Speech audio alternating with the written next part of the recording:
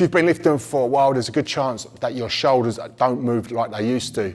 And here's the strange part. It's probably not because you're getting older, it's because of the way you've been training. Hey guys, Dan here from Dangerously Fit. I've been a strength and conditioning coach for over 20 years.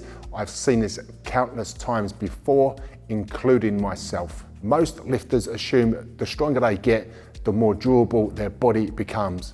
However, in reality, the opposite often happens. They build bigger muscles and lift heavier weights, but lose a little more shoulder mobility every year. Eventually, they're so stiff that they can't press overhead comfortably, reaching behind their back becomes difficult, and movements that used to feel effortless start becoming restricted. So they start avoiding certain exercises because something always feels tight. The surprising thing is, strength isn't causing a problem, incomplete strength is. So here's what's missing. To understand it, we first need to understand why shoulders become stiff in the first place. Most lifters think shoulder stiffness is just part of getting older, but that's not the real reason. The real reason is adaptation. Your body adapts to whatever you ask it to do.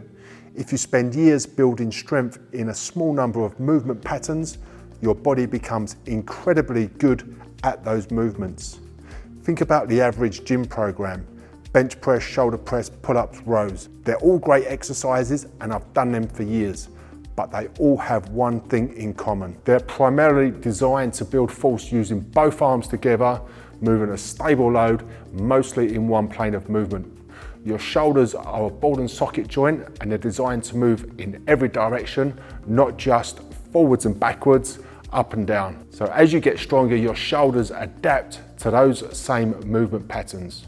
Over time, you become incredibly strong, but with an increasingly smaller range of motion.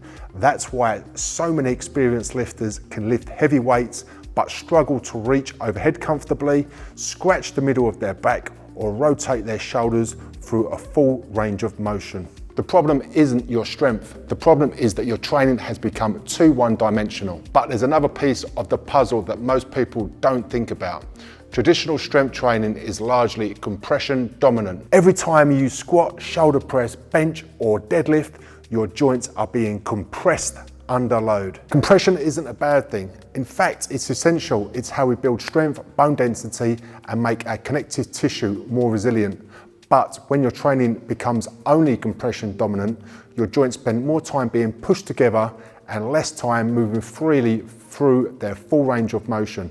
Over time, that can cause your range of motion to slowly decrease. Your shoulders become incredibly efficient at handling compression, but progressively lose the freedom to move through larger ranges.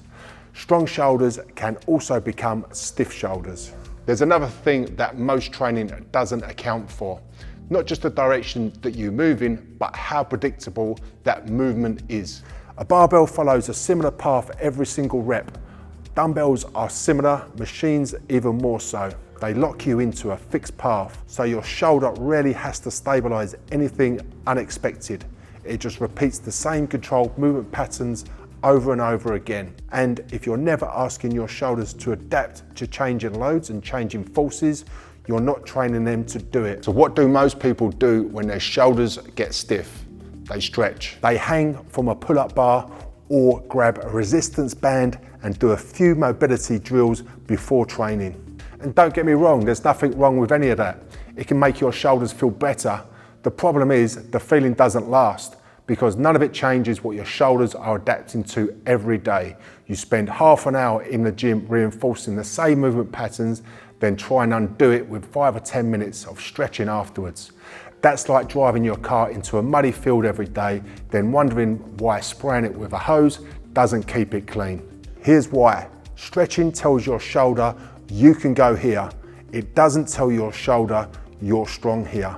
Your body is much more likely to keep a range of motion when it has the strength and control to use it. So the real issue isn't that your shoulders need more stretching, because your body adapts to whatever you practice. And if you only stretch a range without actually strengthening it, that range may not carry over when you're under load. So if stretching isn't the answer, what is? The answer starts with understanding what your shoulders were actually built to do. Traditional strength training is great for producing force in a straight line. Push, pull, press, row, lifting a predictable load with both arms moving together. But your shoulders weren't designed to only live there. They're built to move in all directions and to stabilize a joint that's constantly changing position. Think about some of the most natural athletic movements we perform, like throwing and striking. These are not straight line movements. They're rotational movements where force travels through the body and out through the shoulder. A movement like Indian Club Mills trains that same kind of rotational pattern, but under load. Since then, I've used these same principles with clients and taught them to trainers around the world. And I've seen the same pattern again and again.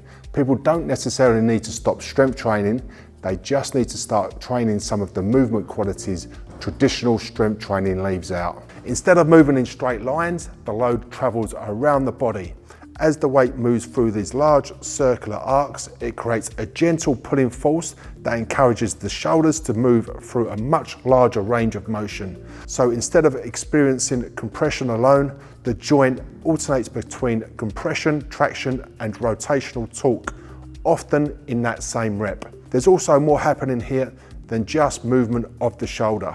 Movements like Mace 360s and 10 and 2 encourage rotation and extension through the thoracic spine as the weight travels around the body. A lot of us spend hours sitting hunched over a desk, shoulders rolled forward, and that tightness in your upper back doesn't stay in your upper back.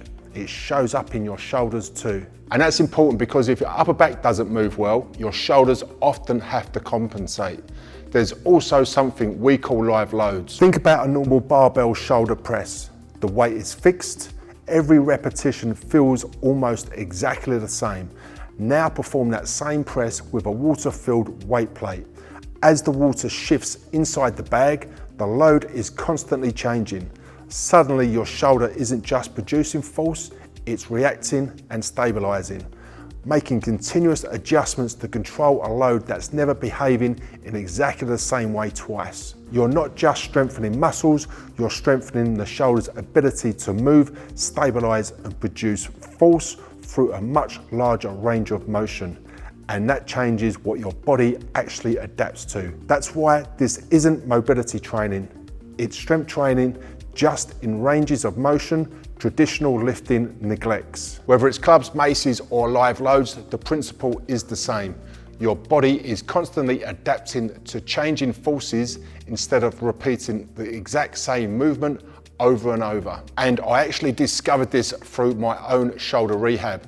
Years ago, I had a shoulder reconstruction, and after surgery, my physio asked me to do a push-up. I couldn't even do half of one push-up on my knees. I started with the usual rehab exercises, bands, isolation work, internal and external rotations. And to be fair, they did help. My shoulder was getting stronger, but it felt like I was getting stronger in pieces. My shoulder still didn't move particularly well as a complete system or through circular movements. And that's when I started introducing Indian clubs. And that's when things started really changing. My range improved, my control improved, and eventually my strength came back as well. What surprised me most is that I eventually returned to conventional strength training. I was pressing and pulling stronger than I had done before the surgery. And that's when I realized that you don't have to choose between strength and mobility. I could have both. So when your training is mostly straight line and compression dominant, you're only asking your shoulders to do a fraction of its job. And you're never giving it any decompression to balance all of that compression. That's where Clubbell Maces become so valuable. So if you've been dealing with stiff, restricted shoulders, the good news is you don't need to stop strength training to fix it. You just need to start adding some new movements into your training. Clubs, maces, and live loads are simply tools that let your shoulders do what they were designed to do. If you want to start somewhere, Indian clubs are an excellent choice. They're light, simple to learn, and they'll teach your shoulders to move through a full range of motion while building strength and control through those movements. I've got a free beginner program that walks you through exactly that, and I'll leave the link in the description below. And if you need the equipment, you can find the full Dangerously Fit range through the link in the description below as well. If you haven't done so already, be sure to subscribe to the channel and leave a comment below. Let me know how you get on. I hope you enjoyed this video, and I'll see you in the next one.